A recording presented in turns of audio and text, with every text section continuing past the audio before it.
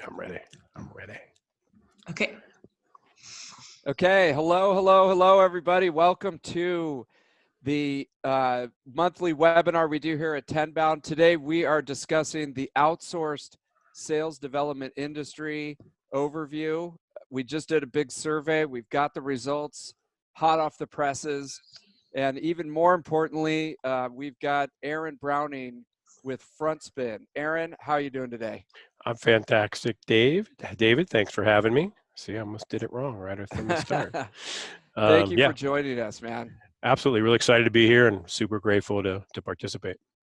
Yes, and behind the scenes, preferring to remain stealthy and anonymous is Hannah Sullivan. I'm blowing your cover, but Hannah is actually the brains behind Tenbound and the critical, structure that makes all this possible. So Hannah, thanks for jumping on. Thank you. And thank you for overstating my role just a little bit. This is what we do. So great. Everyone, thank you for jumping on. Let's dive in. Aaron, tell us about yourself. Yeah, if I can move these slides. Absolutely, David. So I'm with Frontspin. Frontspin is part of the very crowded sales engagement space. We focus more on the telephony part of sales engagement, if you will. And one of the reasons that we're excited to be here today is that we spent the good part of the last 3 years working really closely with owners, VPs at different outsourcers, most of them pretty well known out in our social media space. And so we've learned a lot. Obviously, what we're doing is helping them more on the tech side, but we've learned a lot about what makes them successful, some of the key things that you should be looking at when you're evaluating outsourcers, and hopefully I can impart, some of that wisdom today. Yeah, I'm really excited you're here. I think what's interesting about Frontspin is the way that you can actually work with outsourcers to help them run their business and be more smooth, because we'll talk more about this, but Yep. it's such a complicated infrastructure to run these companies It and is. impart sales engagement on there. So I appreciate you being here and bringing your wisdom to help people out with this topic. Absolutely. So, and if you don't know me, my name is David Delaney. I run Tenbound.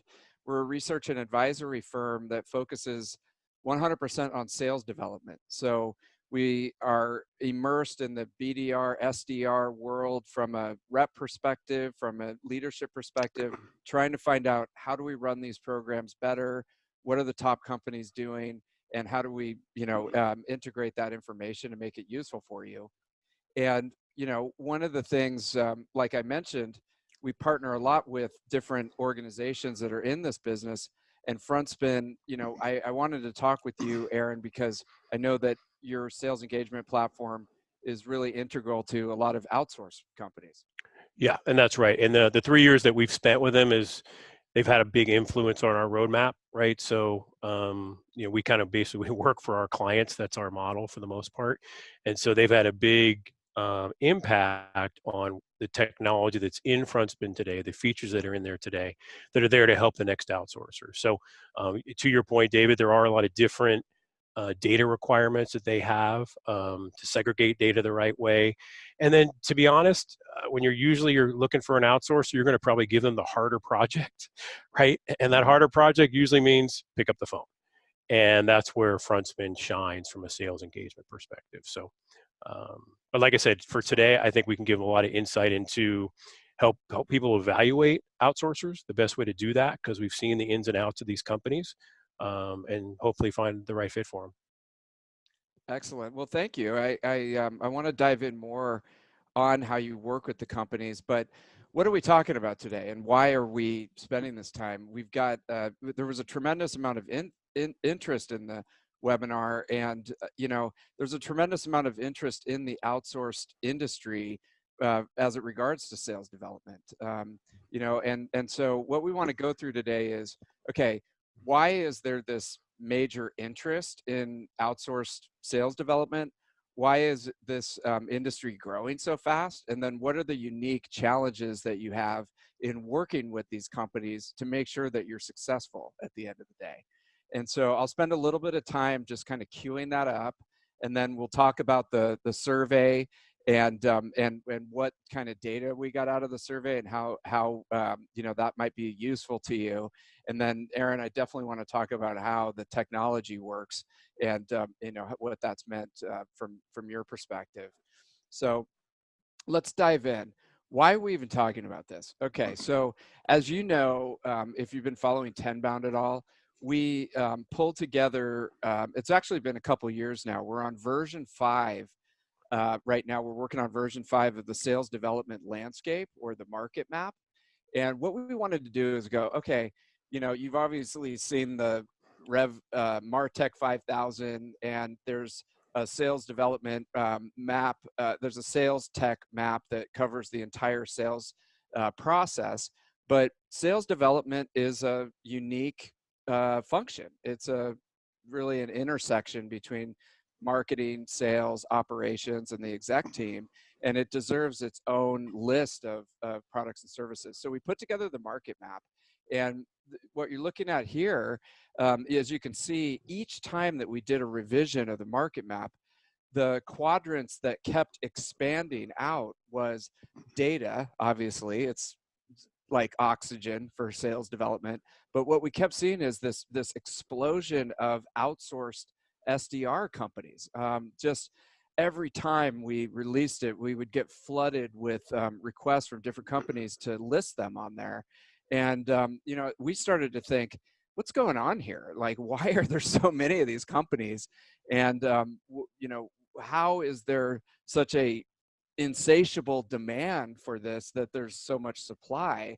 And you'll see when we're going to release version 5 that this quadrant has like doubled in size already. So again, a lot of interest in this, a lot of players. What the heck is going on here? Okay, so when you think about it, you can kind of break out sales development into engineered parts. So obviously, we need to build lists of people, either outbound cold lists or inbound leads.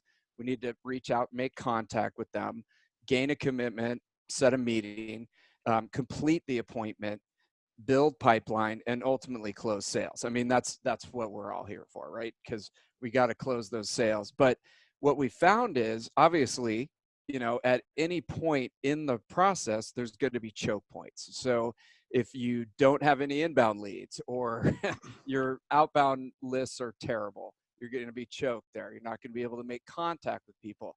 If you make contact with people, but you don't have good sales skills and you can't talk to them, you can't get a commitment, right? If they don't see the value, you're not going to complete the appointment, and etc. It goes on and on. And so this is happening to some extent in every marketing and sales organization out there. I mean, that's why they pay us a lot of money. If it was totally a great process, then they wouldn't need anybody, right? It would just work by itself. That's the dream. But unfortunately, there's always choke points. So who owns those problems, right? So it's usually on the pipeline side, it's the head of marketing. On the sales side, obviously, it's the head of sales. There's different titles and things like that, but they're the ones who are up late at night, thinking about these issues. And they're thinking, their kind of thought process is, hey, holy crap, like this guy, this guy pops up a lot. Like, He's famous. He's famous here at Tenbound. He's very confused. So he's the head of marketing, head of sales. He's like, holy crap, like we need more pipeline fast. And that right there is our hypothesis on why there's such a huge demand for outsourced SDR services. Everybody at some extent has a choke point in that process and needs more pipeline. Okay. So then the next step is like, okay, do we already have an SDR team? Like, what's going on there? Do we need to optimize? Do we need more training? Do we need to, swap out the SDR leader? Unfortunately, do we need more SDRs? Like that becomes super complicated. And especially if you don't have like a rock star SDR leader who's making all these calculations, then it's still on the desk of the senior leader, right? So they're like, should we invest more in this and try to fix it? Or should we just outsource this, right? Because people are used to outsourcing things. They outsource, their brand image. They outsource stuff to like marketing agencies. They outsource, tech, tech programming and stuff like that. And so we end up with this huge demand. And our hypothesis is that's why we keep seeing companies come up. So the next question is like, well, how do you determine which one of these you're going to use if you want to go ahead and use one of these companies? And that was the impetus of creating the survey. And Aaron, I've been talking a lot, just kind of queuing us up here, but I'd really like to get your thoughts. Is there anything that you've seen out there that you would disagree with here, or that you would want to add on there? I would highlight what you kind of touched on around the training part of it, and then the ownership, or what we might call at an outsourcer, the project manager or the delivery manager. Because those are the two biggest pieces that are going to kind of set that outsourcer apart. Look, anybody can buy the magic wand technology, right? But at the end of the day, the ones that can train them the best and then manage them the best are the one that's going to probably give you the most numbers. It could be the most effective. So what we've seen is the companies that have focused on a really good training program. And let's keep in mind, everybody's bringing in the same college kid, right? That's what everybody's trying to try to maximize revenue. You got to be able to limit the costs in the people business. So the ones that can put them through the right training program, and most importantly, have that, let's just call them a PM, right? Delivery manager, project manager, let's call them a PM for this purposes, that can really lead and manage that team to those numbers that we know they got to do, right? So it's the data they're using, the content for the emails and the script, managing to the numbers, which is really important. So I think a lot of people think I kind of think the old way is gone, where you just go hire an SDR and then you say, go ahead and do your work. I think if you're looking to really compete, you're an established company, want to build lead gen, or you're a startup that wants to start lead gen, you got to kind of look at where it's become now. It's so specialized that if you're not doing it the right way, you're going to get left behind. And I think that's what these outsourcers can do really well, because they put the training and the project management emphasis. Yeah, 100%. I mean, because it's like, if you're that higher level person, either the head of marketing or the head of sales, and you're in that decision making point, and you're like, okay, do we have good training? Do we have good leadership? Do we have all the information that we need? And the fact of the matter is that you're not necessarily a sales development company. It's not like sales development is not the 100% focus of these companies. So they're like, okay, we can either invest more in our own company and make it into a highly functional sales development program, or let's just outsource it. Screw it. Like, Right. Yep. Now, I mean, that's a very simplistic decision-making process, but that's what we hear a lot out there. I mean, that's kind of the way that people are thinking. And it's like, hey, once you make that determination, like, okay, now what are you going to do? Right. Now, some of the best run companies that we've seen out there, they have a highly functional in-house sales development program, rockstar leadership, great data, great processes behind it, awesome hiring and training practices. They're firing on all cylinders, but they also hire 2 or 3 outsourced sales development companies to just, have that going also over there and create a competition. So there's no, easy, simple answer. It's very unique to the company, it seems. But in the simplest form, you can't get a little bit pregnant. You have to kind of be all in some way when it comes to lead generation now. I just think you'll be left behind if you don't either go to an expert and learn it from them and then bring it in-house, or like you said, have enough resources and investment where you can build it the right way, which means a leader, like you said, someone has to own lead generation at a company. It can't be, oh, the VP of sales once a week checks on it. It doesn't work that way anymore. You have to be all in. It's too complicated. It's too hard Yep. right now doing, especially outbound. I mean, it's a specialty. It's a very tough thing to do, and some companies just punt on it. So let's just say, Right. hey, that CMO or that VP of sales is like, okay, we're going to look into the outsourced quadrant and start talking to people. So let's see what they think about. So we went out. We got over 100 responses, mostly United States. So at some point we'll do this globally, but mostly in the tech industry, because that's where a lot of sales development happens right now. And there were about 23 unique vendors mentioned in the report, which is interesting because we were trying to narrow down, I mean, who are even the top players in this? And so we did get some feedback there as well. So from that, when they sit down to start thinking about this, what was surprising is that cost was one of the top factors. It was the top factor in making the decision. So, people are looking at this from a budget perspective of like, okay, it's almost like the chicken or the egg. Like I need more sales, but I can't spend a lot on this.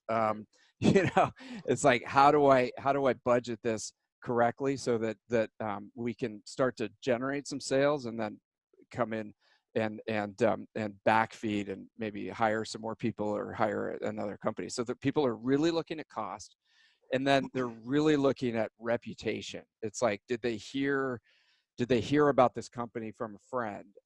Do they have good reviews online? Is this a legit company? And potentially, did they hear about it from one of their friends? So, it's just something to think about. Like, those are top of mind. They're measuring their success on revenue. So again, it's like, can I spend as little as possible on this, Right. but generate the most possible revenue out the back end? And, I think that's just human nature. But overall, the satisfaction rate on a 5 score with over 100 people is a little bit above a 3 out of 5, where 5 is like, I'm highly satisfied with the service that I got from the outsourcers. So there's definitely still some work to do on delivery. And Aaron, to your point, what you see out there is the great ones have a strong project manager that works with your company to make sure that it works, and extensive training, coaching, mentorship to make sure that they get it right. Yeah. And I know everybody wants, like you said, to get everything at the best cost with the best results. But I mean, I would hope as people do this, they would try to look at, I mean, reputation and referral is everything in their business, right? Because it is hard. I mean, this is really hard. Lead generation, sales over the phone, you name it. It's a tough job to do. So people that have the right mix of the culture, the leadership, the right project managers in place, and the right training, honestly, they're worth paying for. Now I can't speak to everybody's budget, but I think that would be something to try to kind of keep dropping down to make sure you're getting the leads that you want. And I'll give you an example. I mean, if I was going to start a lead generation team now at a company, I would talk to an outsourcer, even if I wasn't going to outsource, if I had no intention, just so you can know what you're up against. I mean, you can find out exactly all the things that they do, and you can go, whoa, I had no idea. That's the kind of things I had to do to be competitive, because it's significant, right? 100%. I mean, all that the outsources do all day is sales development. That's all they do. Their whole company is designed to do this one function at your company. So they're probably pretty damn good at it. Right. As long as they've got a good reputation or you got a referral. And the other thing is, I remember, when I was running a sales development program, I wasn't super familiar with this industry, and my boss came to me and he's like, "Hey, I want you to check out these outsourced companies." And I was like, "Holy shit, dude, I'm getting outsourced." like I was freaking out, Right. But he didn't look at it that way at all. He was a marketer, right. And marketers use agencies all the time to fill in gaps, you know, on their team. So, you know, I like what you said, Aaron. I mean, I would look at this as it's an additive, and it's, you know, everyone's looking at cost and revenue generated, and maybe we should look more at, you know, the quality that's coming out, which was the third, you know, highest rated answer on that particular measurement. Yeah. Well, I understand the revenue. I get that. Of course. Yeah. I mean, dude, we got bills to pay, man. Right, I right. get that. It reminds me of that thing. You know, you can have it fast and good, but it's not cheap, or you can have it cheap and fast, but it's not good. You know, Right, you can right. only have 2 out of 3. And that definitely holds true.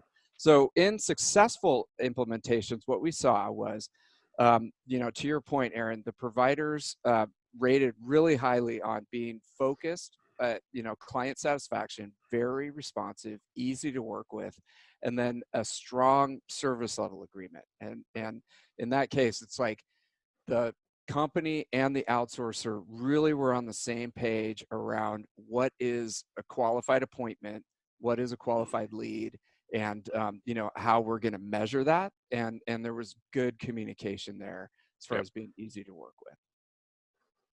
So Yeah. yeah. Go ahead, David. Sorry. Yeah, I was just going to say, you know, if, you know, you're looking at this from you're an outsourcer, these are the things that were the key success factors in making these implementations successful. So these are the things to really focus on.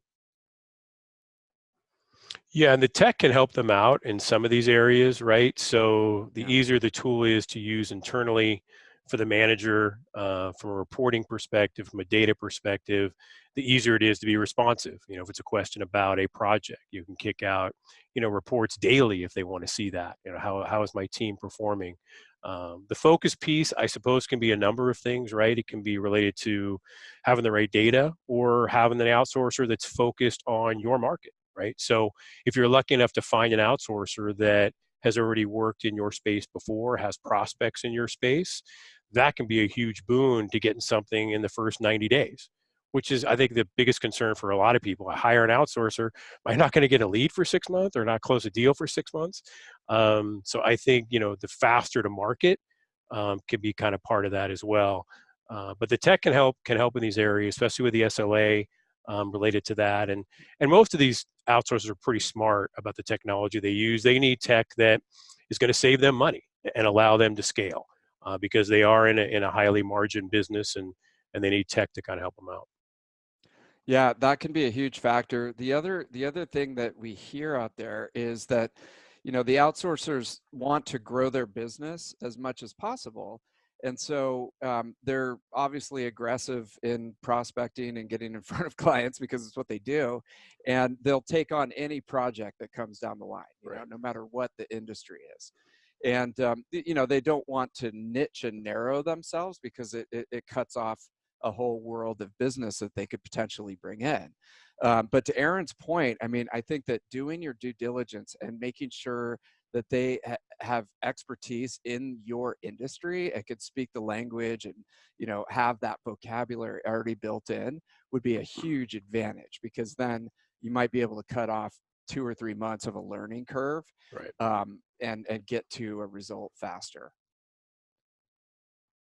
So failure points. Okay, listen up. I mean, this is really important. And especially if you're working with one of these firms, if you're starting to see these red flags, you know, in the first couple of months, you got to have some frank conversations and get ahead of it.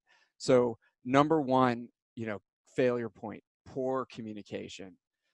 You know, not updating, not giving reports, not letting people know what kind of A/B testing is going on, and kind of leaving the client in the dark. You know, it's killer. And so if you start to see that happening, get out in front of it as soon as you can. Getting it back to the SLA, I mean, quality control. Like you don't want appointments set up or leads sent over that aren't you know, up to what you need and what you've agreed upon in the SLA. And so if you start to see that they're sending you the wrong people, they're sending you, you know, the wrong industry, things like that, get out ahead of it, have that conversation, because that's going to lead to poor lead conversion, poor ROI, initial, you know, eventually, And especially like on the sales team side, if they keep having to prep and show up for these meetings with the wrong person in the wrong industry, they're going to be pissed at whoever hired this outsource company because they just had to waste a ton of time. Right. Yeah, I mean, this is it. This is everything, number one, right? I mean, you've hired this company to be an extension of you.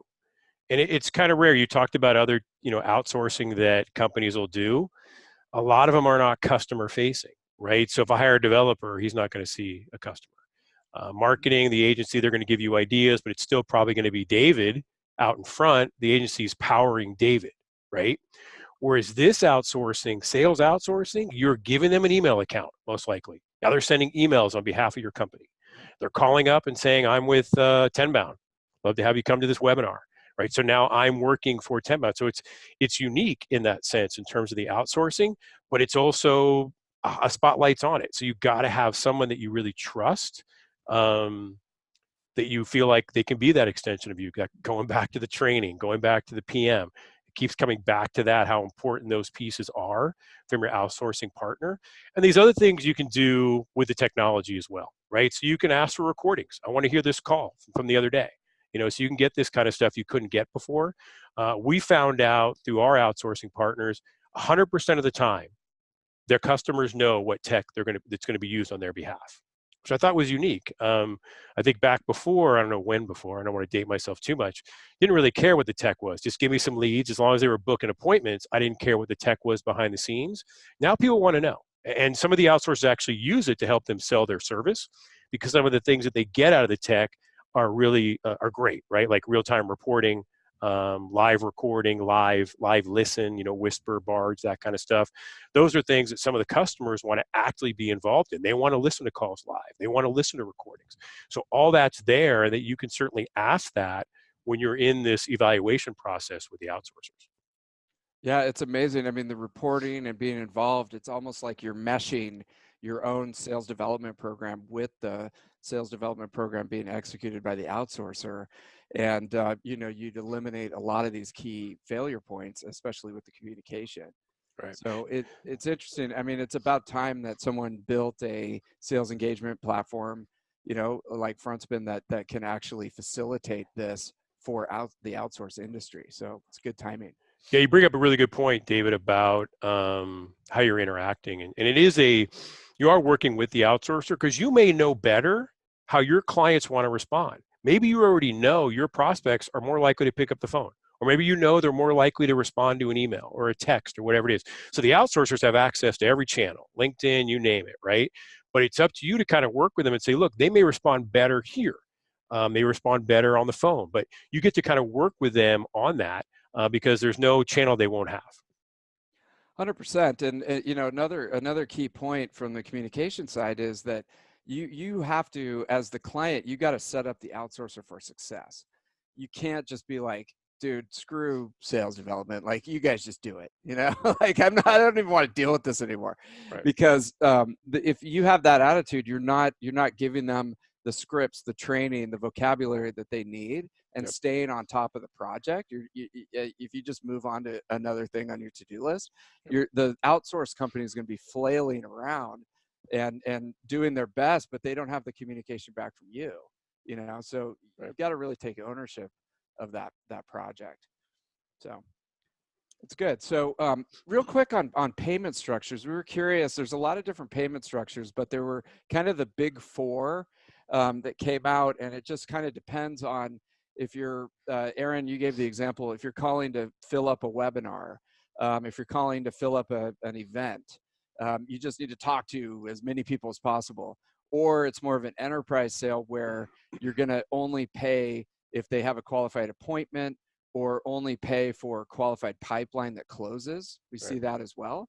And then something that's becoming more common is just a monthly retainer. You have a dedicated resource and you pay each month, and as long as you're happy with the number of dials and the leads and the pipeline, they're happy too, and it could go on month after month. So those are the common structures that we see out there. Really just depends on what's best for your particular situation. And again, cost is the top issue on buyers' mind. And so this conversation is going to happen pretty frequently. Wanted to mention one other quick thing, Aaron, that there's some companies out there that do sort of a hybrid of recruiting with outsourcing. And what they'll do is, they'll dedicate a resource to you, and it's your BDR, SDR, or who's working on your behalf. And if you like everything's working out great, you can go ahead and hire them. Yep. Yeah, that's did I freeze up? You can see me? Then there's also a map. Yeah, can you hear me? Yeah, go ahead. You were freezing up. Might be my side. Go ahead. Apologies. Okay. Yeah, no worries. I was just going to say there's a whole dedicated quadrant on the market map to companies that, will train SDRs for an internal position, and you can end up hiring them after a test drive. So different structures out there. And Aaron, any surprises here or anything that you see? No, we see number 4 quite a bit. I think there's been more growing on number 2. You'll see a lot of outsourcers will have actually a sister company. They'll actually break that as a separate entity because it's so different on how they bill. So they kind of try to keep it separate. Then to your last point, yeah, and personally, I kind of like that model where it's kind of this train to hire, right? So the outsourcer is going to do the training. The management, I think the probation period can be 3 months, can be 6 months, where they're essentially working on your behalf, right? Just like they would. And then if you like it, you like that individual, and it's a good marriage, so to speak, you can now hire them. Now you've got a great start to your own internal biz development team. So I think it's a way to really utilize the outsourcer, like we've been talking about. The theme here has been training and project management. And then once you have that person up, if it works, it just all makes sense, the numbers are working, you bring them over. I like that model. Yeah, it's interesting because I thought about this recently. It's the key word, I think, moving forward for sales development is an expertise in project management, because you're really at the intersection of like 3 different departments, and you got to make sure that the trains are running on time and everything's organized and you're firing on all cylinders. And that includes interfacing, with an outsourcer if you have one, or working with this particular individual and then eventually bringing them on board. Yeah. So those are some of the different ones. We're going to just wrap up here with our quick recommendations. And then I've got a few questions that have come in over the wire. Thanks everybody for your participation on that. So we definitely, what we see is, okay, cost is a huge issue, but you want to investigate this. It's almost like you're interviewing, a person to be on your sales development team. You want to talk to the principals. You want to see the history, see the relevant case studies for your industry, and make sure that it's a good fit. And their project management and training is super strong. Even if you have to, talk to some people and do back channel, due diligence and get the real story about this company, because you want to make sure that it's a good fit. The reporting's got to be there. That communication is critical. It's a key failure point. So if the communication's not on point, you got to make sure that it happens. And then you got to make sure, when we were talking about pricing, Aaron, that the total cost of the campaign. Yep. And you're not getting in over your head on it, because you might be spending more than you actually think if they're starting to really fire on all cylinders. Have you seen that one, Aaron, in your experience? You can. I mean, you talked about how many people are coming into the space. There's no barrier to entry, right? So someone could put up a shingle tomorrow with a rep or 2 from home, and you got to make sure you do your homework there, and you know what the bottom line is. It is, and just getting back to like why we're even talking about this, we saw that explosion of, service providers here on the outsource side. And it's like, how do we even make sense of all this? Like, where do we begin with figuring out this quadrant and figuring out, what's the best one for me? So I think, yeah, being really it's almost like a job interview, right? And making sure that you got the communication on point, the total cost of the campaign makes sense, and the tech stack and the project management is right. Then you can narrow it down there.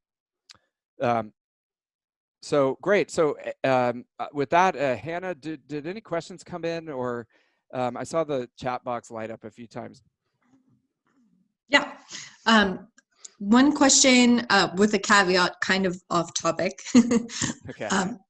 I've been Love having those. issues with getting our SDRs in on product demonstrations. The AEs, closers in our organization feel as if they need to be dialing and smiling. I would want them in on every product demonstration. Thoughts on how to go about this? Yeah, I mean, it's interesting. You know, that's not a very collaborative environment, really. But I get what they're saying, because like if you go back to reverse engineering the whole sales development process, like the AEs want to get the output of all the different things that go into creating the appointment. They're just sitting there going, dude, I want more appointments, man. Go back and go get me some more appointments. Don't sit here and listen to all this. But at the same time, that's a training component, and it is very important that the SDRs be on those calls and hear how, you know, the product's being used in the wild. So the recommendation I would have is try to get as many recordings. A lot of companies are using different recording software, Gong, Chorus, ExecVision. If you don't have that, you can sometimes just record, use Frontspin. You know, it doesn't have, I don't know, you would know more than I, Aaron, but you know, you can get the whole raw recording and then go listen to it in your own time. I mean, you know, it's if you want to really excel in your career and be amazing, you might have to skip, you know, your Game of Thrones, Game of Thrones that night and listen to a couple of calls. And then, you know, you're getting the training that you need, but you're keeping the sales reps happy. Aaron? That would have been my exact answer. It's all about the recording. I mean, there's no question an SDR that knows more about the product and the objections and how to overcome them is an SDR that you want, right? So the AEs want their cake and eat it too. Guess what? The recording allows you to do that, right? So they can be the well-versed SDR that knows the product, but they don't have to sit on the live recording. I can go listen to the recording in 10 minutes if done right with one of the products that you mentioned. So absolutely, Yeah, you can do it exactly. all now. Couldn't do that before. Yeah, I mean, and that attitude is not. I mean, you know, I don't know, but that's just my Just opinion. don't be that AE when you move up. Don't be, right? yeah, Just start it. Start the process. Start yeah, the 'cause revolution. you need training. Get the training. Take ownership and do it yourself. All right, what else we got, Aaron? Hannah. Okay, here's another question. How should you route qualified leads justly to AEs? Is there a way to route more leads to more meritorious individuals who self-generate more? Yeah, that's funny. I used to have this conversation a lot when I was in the corporate world. You know, you spend a lot of money, you spend a lot of time. I mean, look at the process for producing leads. It's getting harder and harder to get anybody interested in what you're doing, and you want to get it to somebody who can close the deal and bring in the money. You know, and so in a very, you know, uh, uh, mercenary world, I would want to send all the good leads to the person that can close the most deals. But that's, you know, you're going to get a lot of blowback on that because people don't think it's fair. And so I think in the for the question of just fairness, you have to kind of spread out the leads and hopefully the person who can close the most gets some good ones, and they can keep producing. And then if somebody's just getting tons of leads and they can't close anything, that, you know, eventually we just figure something out there. Aaron, what do you think?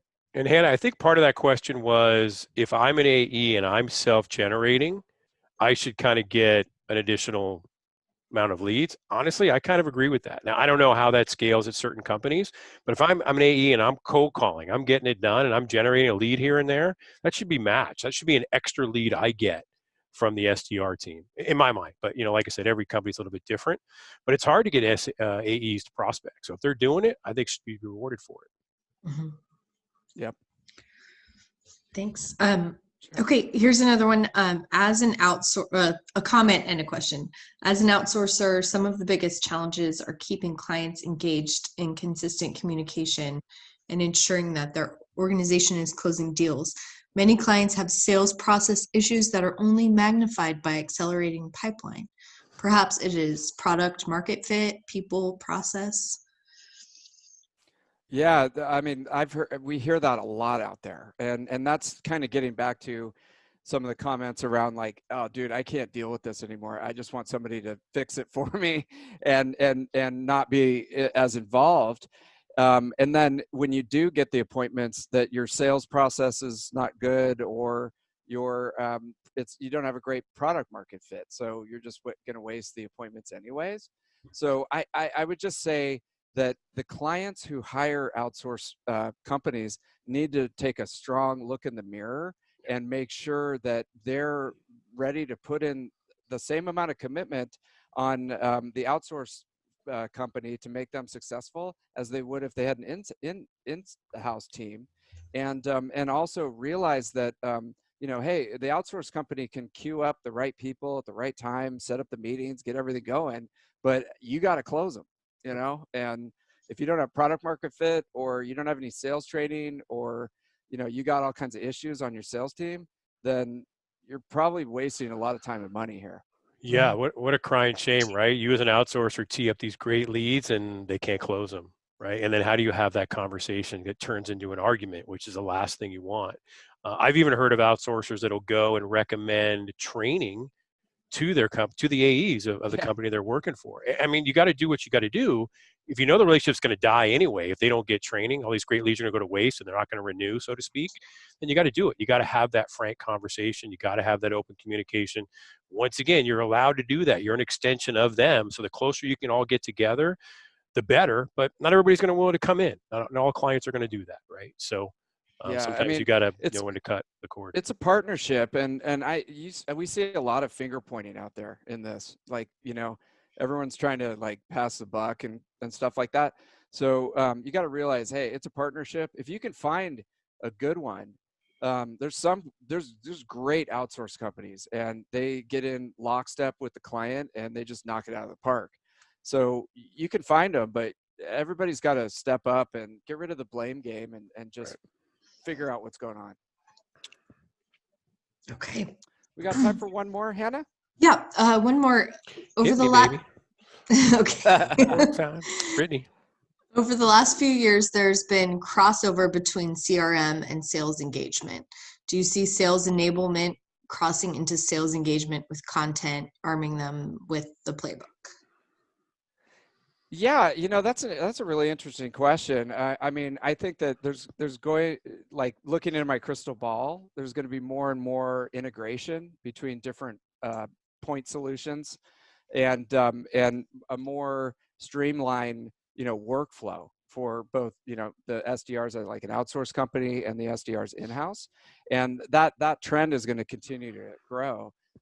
It was interesting, just kind of tangent, but recently there was a big ad taken out in the Wall Street Journal of Segment, and a bunch of companies came out and said, we're independent, software companies that do better than the big guy who, I think they were talking about Salesforce, and they have an app exchange where you could plug everything in. And I didn't really understand what the point was of the ad, but I think it was something about how you can take all these point solutions, and with APIs integrate them into something that's perfect for your particular situation, and you don't have to be locked into some gigantic contract with a huge company. So I long-winded answer, but I think there's going to be more integration, more streamlined workflow, and it'll be a better experience if you can get it right. Right. No, I think there's no question that's where it's going. That's where it's going for us. And we look at our roadmap and how the outsourcers have influenced it.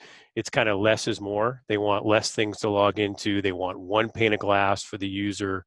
They want a manager who can quickly move from campaign to campaign and switch the data, and then just have it presented to the user to quickly go after it.